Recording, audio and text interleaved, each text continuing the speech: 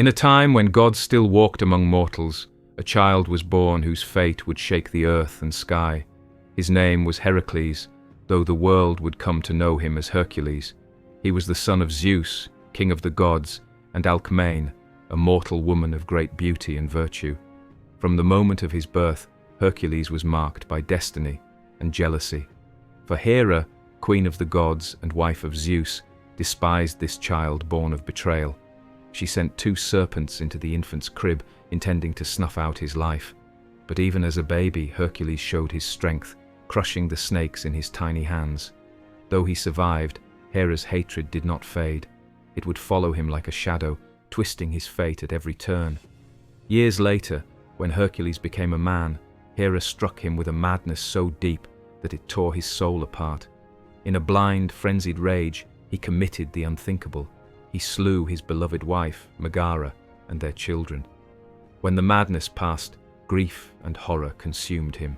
He begged the gods for a way to cleanse his soul, and was told to seek the oracle of Delphi. At the temple, shrouded in sacred smoke, the oracle spoke. To atone for his sins, Hercules must serve King Eurystheus of Tiryns for 12 years, and complete 12 impossible labors. Thus began the greatest trial ever laid upon a mortal. The first labor sent Hercules to the hills of Nemea, where a monstrous lion terrorized the countryside. Its golden hide was invulnerable to mortal weapons. No arrow, no blade could pierce it.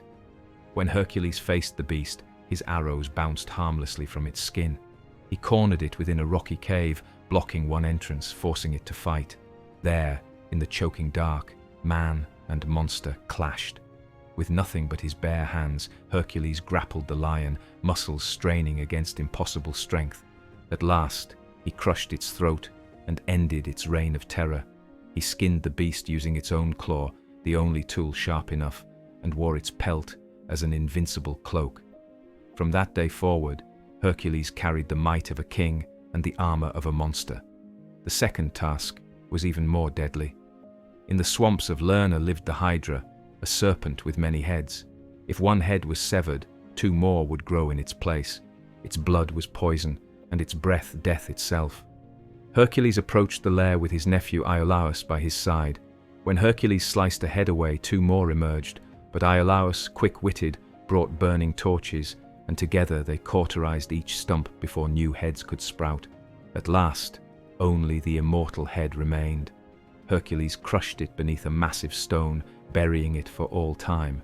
He dipped his arrows into the Hydra's black blood, weapons that would kill with a single scratch. The third labor required finesse, not strength. The Cerinaean hind was a sacred creature, golden of hide, swift beyond belief, beloved of Artemis. For a full year, Hercules chased the hind across forests and mountains, never harming it, only pursuing. When he finally captured it near the river Ladon, Artemis appeared. Her anger was fierce, for the hind was hers. But Hercules, humble and respectful, explained his penance. Artemis, seeing the burden he bore, allowed him to take the hind to Eurystheus, so long as it was returned unharmed. Not every trial was won with blood. Some were won with honor. Next, Hercules was sent to capture the Erymanthian boar, a beast of monstrous size and rage, dwelling high in the snow-choked mountains. The boar ravaged villages and crops, trampling anything in its path. Hercules pursued it into the high snows, driving it into deep drifts where it floundered and tired. Seizing his chance, he wrestled the roaring beast into submission and bound it with unbreakable cords. When Hercules returned with the boar, Eurystheus was so terrified that he hid inside a giant bronze jar, peeking out only once the beast was secured. The fifth labor seemed almost an insult. King Augeas owned stables that housed thousands of cattle, and they had not been cleaned in decades. The filth was a mountain, the stench enough to choke a god. Rather than shovel by hand, Hercules turned to wit. He broke the walls of the stables and rerouted 2 mighty rivers to flood the filth away, cleansing the stables in a single afternoon. But Augeas, greedy and deceitful, refused to honor his promise of reward. Though Hercules let the insult pass, a seed of vengeance was planted deep in his heart. For his 6th labor, Hercules journeyed to a swamp haunted by monstrous birds, creatures of iron and bronze, whose feathers could slice through flesh. Their cries filled the skies like shrieking blades. With the help of Athena, Hercules received a rattle forged by Hephaestus, a device whose sound startled the birds from their nests. As they fled into the air, Hercules loosed arrow after arrow, striking them from the sky. By sunset, the marshes were silent. The seventh labor carried Hercules across the sea to Crete. There, the mighty Cretan bull, father of the Minotaur, raged through fields and villages, breathing fire and smashing crops. King Minos welcomed Hercules reluctantly, grateful to be rid of the beast, but capturing it would not be simple. Under the blazing sun, Hercules faced the bull in an open field. The ground shook with every step.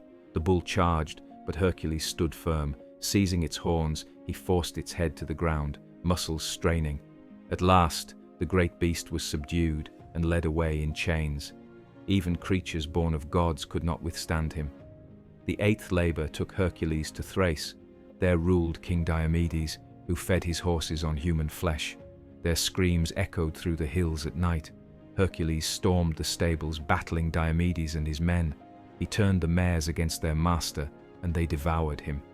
Only after their bloodlust was sated could Hercules tame them, leading the beasts away.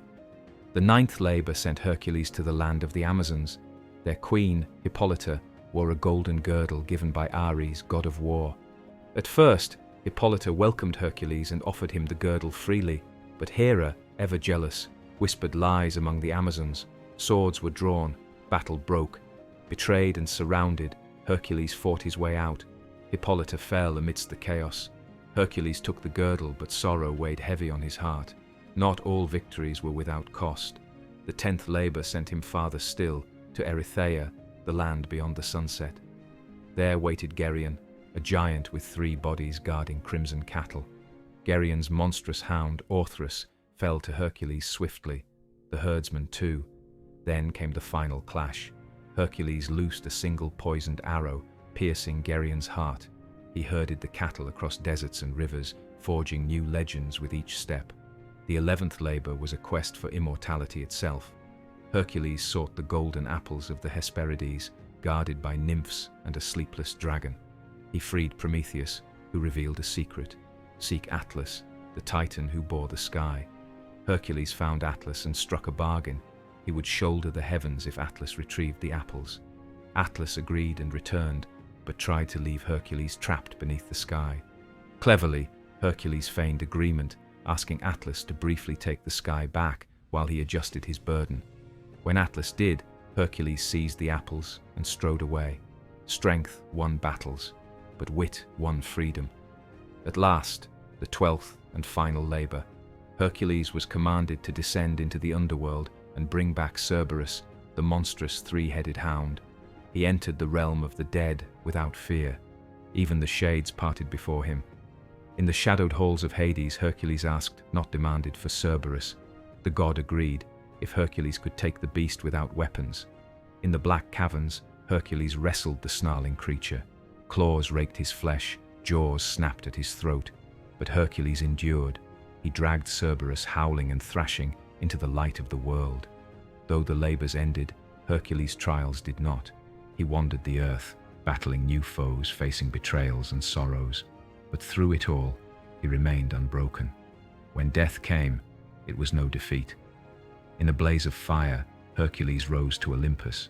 There, among the gods, he took his place, not as a creature of sorrow, but as a symbol of redemption. His name echoes still, carved into stone, whispered through ages, not because he was flawless, but because he bore every burden without surrender. Hercules was not just a myth, he was the measure of might itself.